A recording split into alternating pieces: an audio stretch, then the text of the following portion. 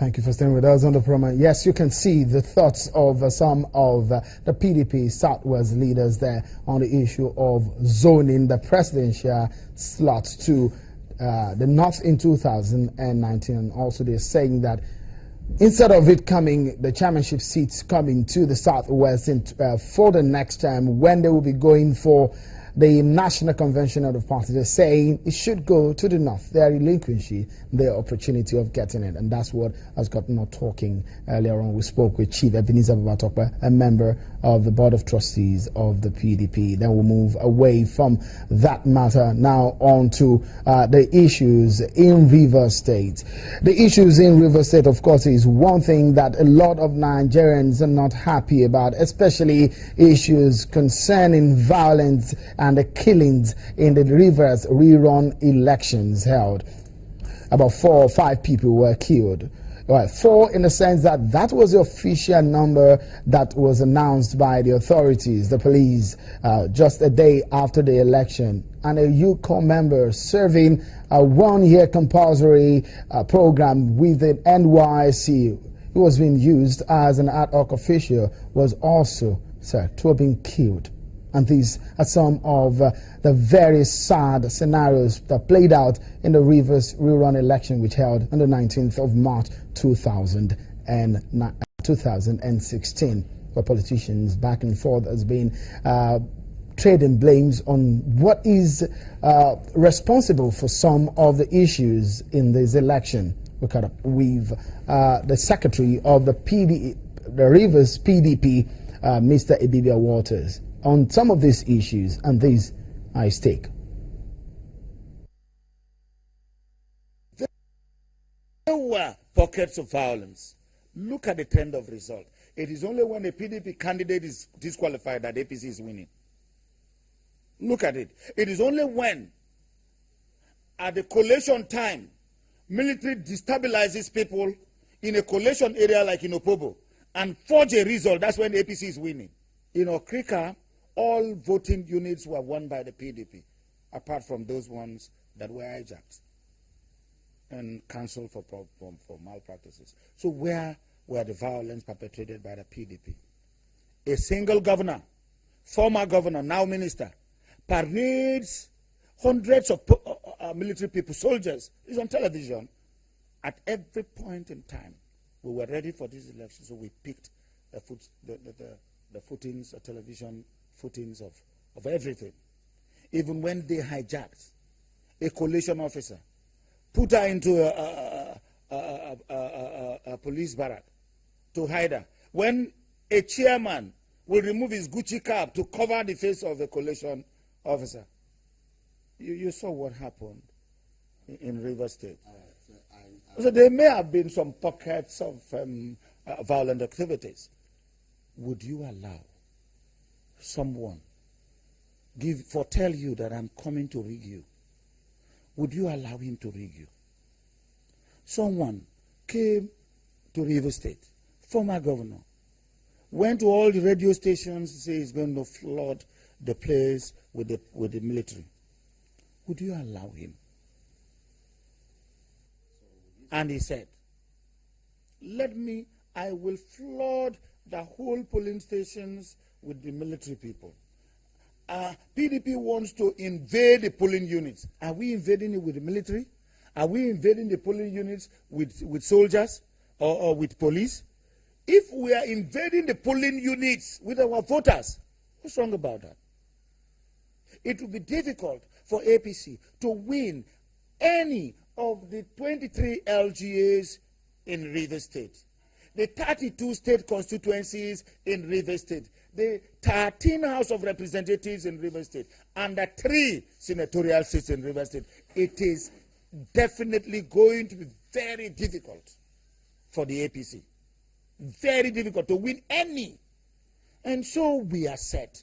Not only set now, we will win them hands down. Even if you bring the United Nations to come and conduct election in Rivers State. We will win them hands down now. We will win them in 2019 in Rivers State. APC is a Sabotua party.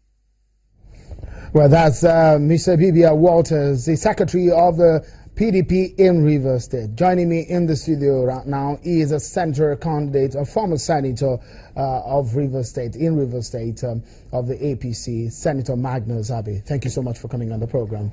Thank you, Sheil. Let me start by asking you some of the scenarios that played out in Rivers State during the election, the killings, the level of violence that we saw was something that was appalling. How does your party see this? Well, you've said it yourself. It was appalling. Now, what happened? What led to it? What were the circumstances that brought this whole violence about? One thing I keep asking everybody, is there anybody in Nigeria who was genuinely surprised at what happened in Rivers State? And the answer is no. Why were people not surprised? Because all the signs that there will be violence was there.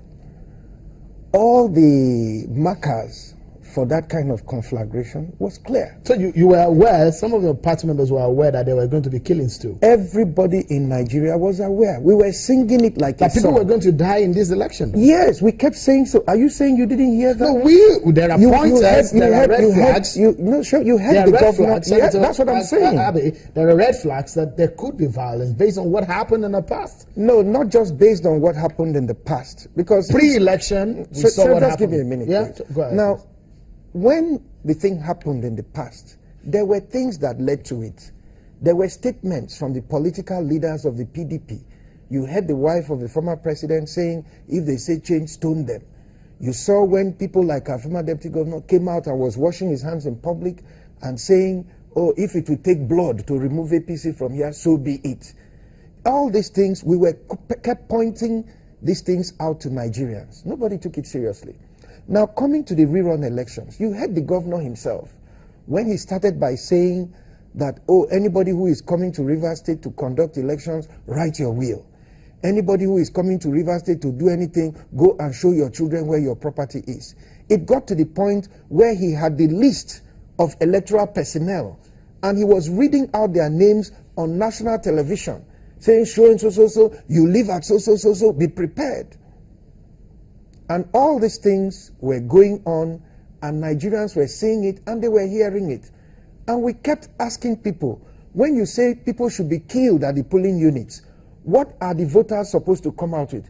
What are they going to use to kill people? Is it their PVCs that you use to kill somebody? Because, I mean, you heard him there, the secretary of the PDP, talking about flood in the military, which was attributed as an allegation against the former governor, the leader of your party. Is that the reason why he said it was going to flood? I didn't want to respond to that. No, because there's certain things that reasonable people shouldn't waste their time on. First of all, what did the former governor do? When this whole thing got out of hand, and it was clear that voters were terrified, workers, the INEC ad hoc workers were resigning in droves to say they could not participate. There was palpable fear in the state. And the former governor came and was trying to reassure voters to say, no, don't be afraid. Nobody is going to kill you. The president has promised security. And what did the former governor say? He merely repeated what the president of Nigeria himself had said. That he was going to flood he didn't say he was going. He said security, adequate security will be provided for all voters and that people should come out and they should not be afraid. That was what was promised.